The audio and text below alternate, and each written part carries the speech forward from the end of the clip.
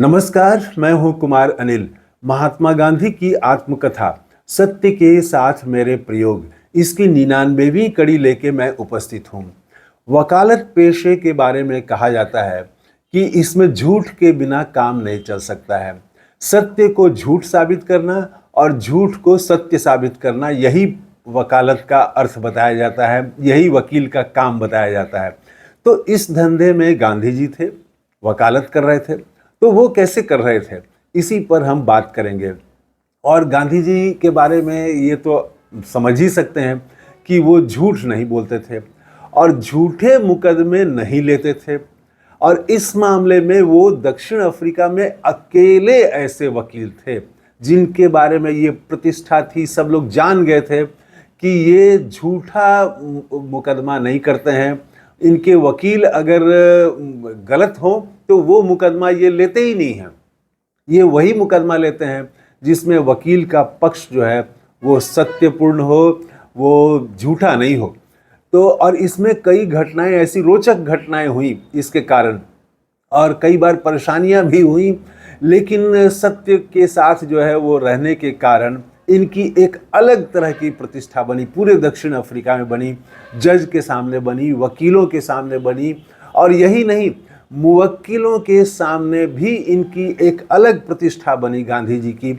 और इसीलिए हम देखेंगे कि मुवक्किल जो थे वो उनके दोस्त बन गए, सत्य पर हमेशा खड़े रहने के कारण। अपने मुवक्किल के खिलाफ ही इन्होंने, ऐसा भी हुआ कि अपने मुवक्किल के खिलाफ फैसला मांग दिया जज से। ऐसा दक्षिण अफ्रीका के इतिहास में उससे पहले नहीं हुआ था और शायद उसके बाद भी नहीं हुआ होगा कि गांधी जी ने अपने मुवक्किल के खिलाफ फैसला मांग दिया कि मेरे मुवक्किल ने मुझसे झूठ बोला है, इसलिए इनके खिलाफ मुकदमा आप दीजिए, और वो बैठ गए उसके बाद। तो ये सब कई ऐसी 2-3 घटनाएं, जो प्रमुख घटनाएं हैं, उसका जिक्र करूंगा मैं इस वीडियो में आपके साथ। तो वो सत्य के साथ रहते थे और इस मामले में उनकी प्रतिष्ठा बन गई थी।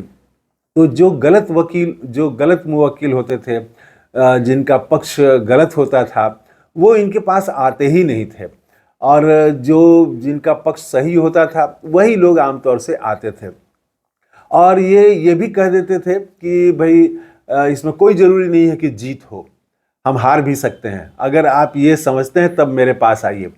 जबकि ये ऐसा भी कोई वकील नहीं कहेगा कि आप हार सकते हैं इसलिए मेरे पास आइए।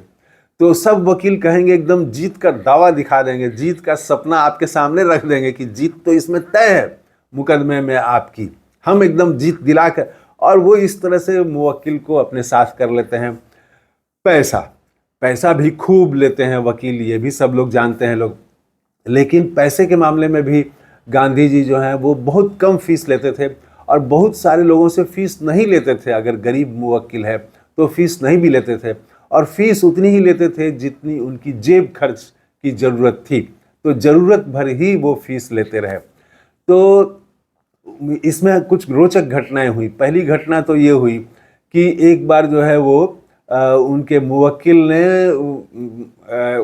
बही खाते का कुछ गड़बड़ी था और जटिल केस था। तो वो गया, कोर्ट में गया, और इनके लंबा मुकदमा चला और फैसला जो है वो मुवक्किल के पक्ष में आ गया। बात खत्म हो जाती, लेकिन उसमें इनको मालूम हुआ कि कोर्ट ने 5 वकीलों का, विशेषज्ञों का एक पंच बनाया, और वो बही खाते की उसने जांच की, और बही खाते की जांच के बाद में इनके मुवक्किल के पक्ष में फैसला दे दिया।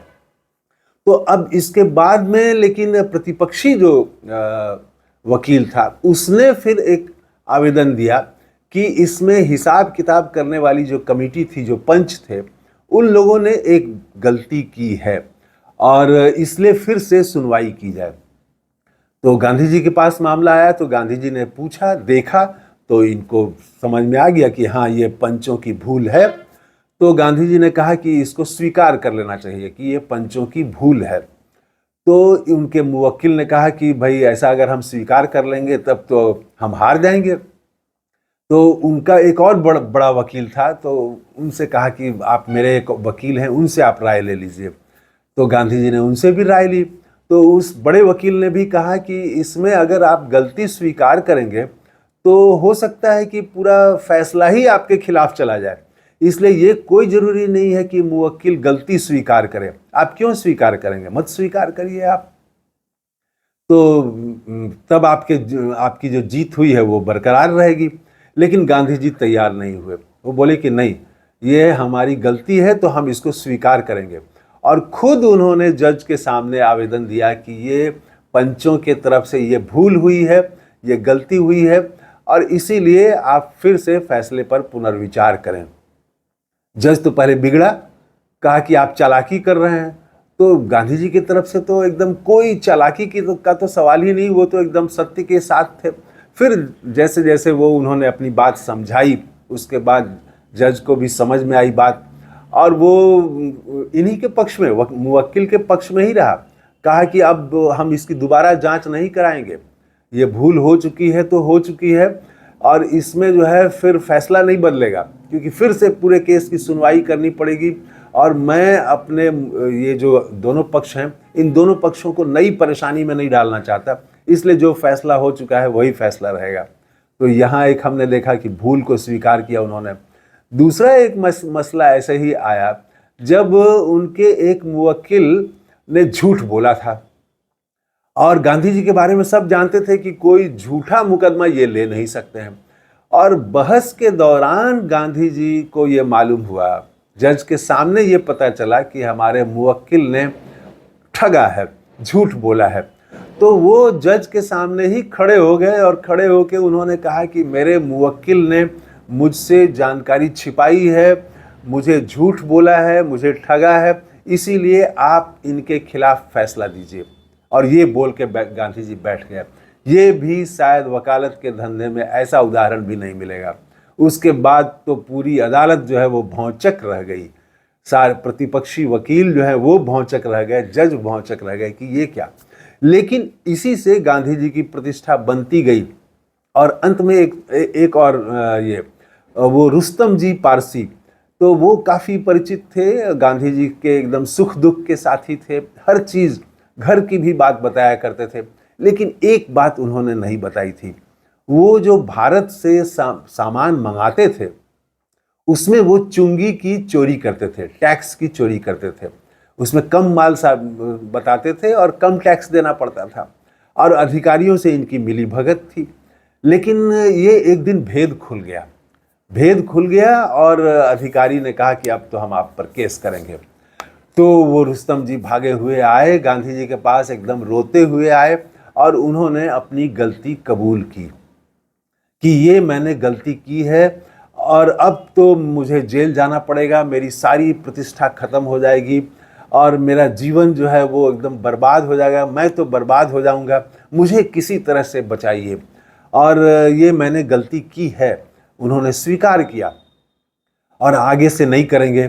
तो गांधी जी ने कहा कि देखिए, जेल जाने को भी आप तैयार रहिए, जेल जाने को आप प्रायश्चित के रूप में समझिए, और ये कि हम आगे से ये गलती नहीं करेंगे, इसमें क्या है, आपने गलती की है उसको आप स्वीकार करिए।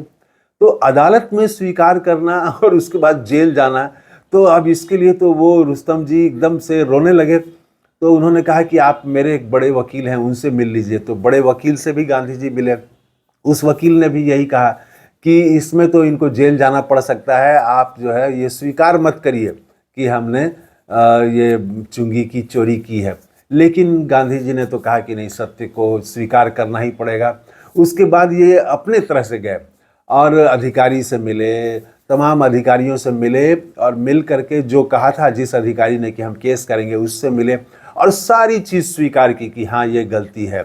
बल्कि और भी गलती जो वो नहीं जानता था, और भी चोरी, उसको भी इन्होंने स्वीकार किया, क्योंकि रुस्तम जी ने सब बात खोल के बता दी थी कब से चल रहा है। तो छोटी चोरी पकड़ी गई थी, बड़ी चोरी असल में थी और लंबे समय से चल रही थी। सब कुछ एकदम खुले दिल से गांधी जी ने स्वीकार किया। ये जो सत्य के साथ एकदम और खुले दिल से, हृदय से स्वीकार करना अपनी गलती को, इससे अधिकारी भी प्रभावित हुए, और उन्होंने मुकदमा करने का वो जो उनका निश्चय था उसको छोड़ दिया, और रुस्तम जी को फाइन देना पड़ा, कई गुना ज़्यादा फाइन दे करके वो मुक्त हो गए। तो गांधी जी लिखते हैं कि सत्य के साथ रहने के कारण तो मुकदमे, ऐसा नहीं कि मुकदमे नहीं आते थे, मुकदमे भी आते थे और मुवक्किल उनके दोस्त बन जाते थे। और वो जो दोस्त बन जाते थे, इसके कारण और ये जो प्रतिष्ठा बनी कि ये वकील कुछ अलग तरह के हैं, ये एकदम सत्य के साथ रहते हैं, तो इस प्रतिष्ठा ने उनको फिर दक्षिण अफ्रीका में हिंदुस्तानियों के लिए जो आंदोलन खड़ा किया, जो संघर्ष किया, उस संघर्ष में उनकी ईमानदारी और उनकी सत्यनिष्ठा ये मददगार साबित हुई, इससे उनको मदद मिली। तो आज के वीडियो में इतना ही। थैंक यू, धन्यवाद, जय हिंद।